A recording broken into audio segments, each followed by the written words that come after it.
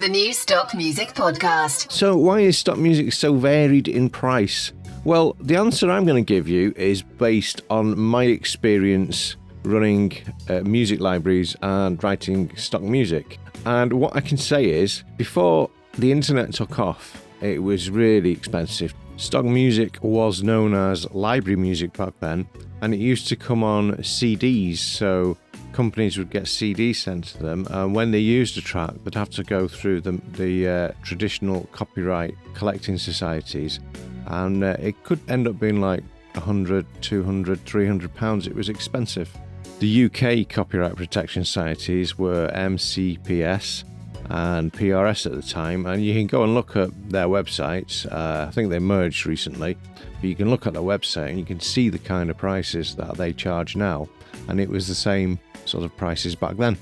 And then as the internet started to pick up, a few sites appeared, and this is probably like in the, very late 90s, early 2000s, and a few sites started to appear that were selling stock music, and there was no set price. There's no rules or legislation for these types of things, so owners of the sites would just come up with their own prices, and people tend to look at competition when they're setting up a business, and the standard price that emerged seems to be around $30 for a track.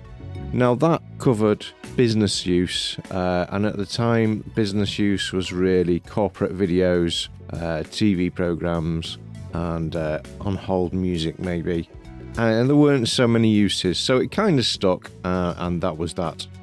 Back in the early days of the online music libraries, or the stock music libraries, or the royalty-free music libraries, depending on which way it was termed, all means the same thing. They were all composer-owned, so the focus was on composers earning a living from their music, and so that's changed over the years. A lot of the big libraries now are owned by big companies, and it's all more about keeping shareholders happy and making a profit, rather than looking after the composers that are supplying the music. When we started Media Music Now in 2005, there weren't so many websites selling music, so we were one of maybe 10, and we sort of followed suit really. We did try originally to charge more because the composers that were supplying the music, a number of them were complaining about the low price, i.e. $30, and so we did try higher prices, but customers just wouldn't pay it, so we followed suit and went with the standard pricing.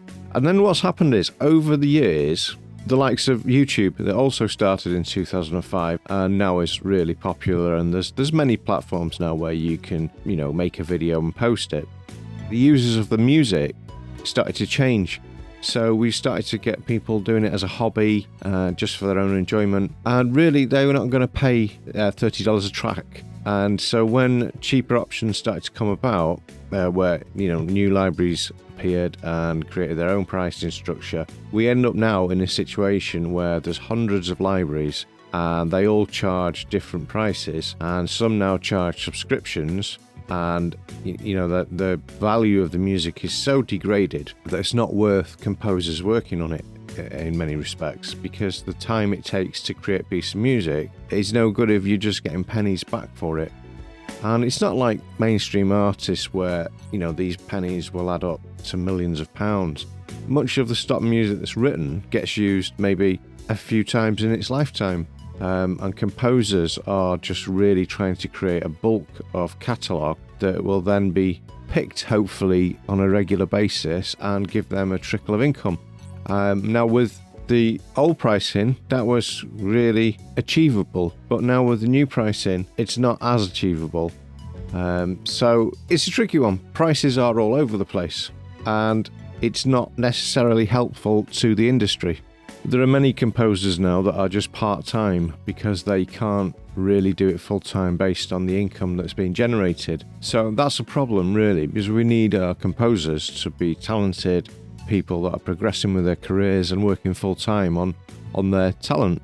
My view, and this is my view as a composer and as a music library owner, is that we need to charge accordingly to the person that's using the music. So for example, if somebody's using it for business, they should pay what are typical business rates, really. If they're using it for a large advertising campaign, they should pay more for the fact that the music's being used in such a major way. And then YouTubers and people making videos for hobbies should pay less.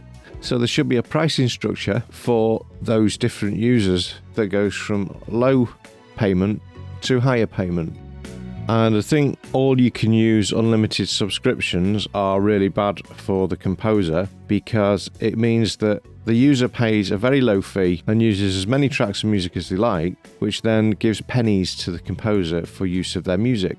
What we've done with Beanstalk Audio, which is a library that just has my music in and music that I commission composers to write for me, we've created some very low prices for YouTubers and hobbyists. So we've got a limited license, and then there's a number of licenses, I don't know the number, it's maybe 10 licenses going all the way up to large-scale advertisements. And I think that's the way to be fair to the composer and the user.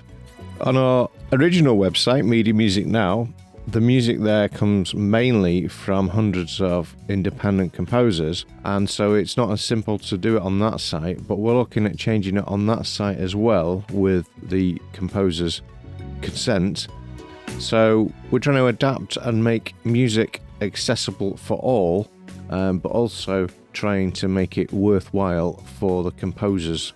Without the composers, there's no music, and composers are like anyone else with a job. They need to be able to do their job and pay their bills and put food on their tables.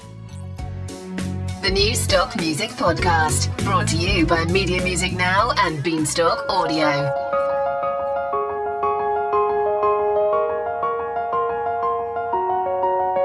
This piece is called Senses, and it starts with a nice piano.